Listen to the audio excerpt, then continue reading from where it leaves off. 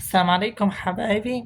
أنا حبيت أرد على التعليقات. بعض التعليقات يقول لك هذا مش يمني، هذا سوري، واللي يقول مصري، واللي يقول مغربي. اتركونا من هالكلام. أنا تعايشت مع كل الجنسيات. أنا الأصل يمني من صنعاء، من بني مطر. ما تقولوش هالكلام طالع نازل كيف. ما حدا ينكر أصله.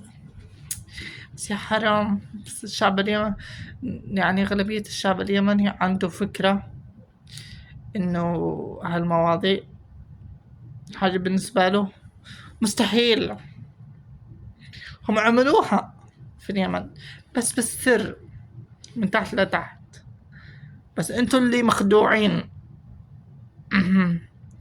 انتوا المخدوعين صراحة، مخدوعين في انفسكم مش انا.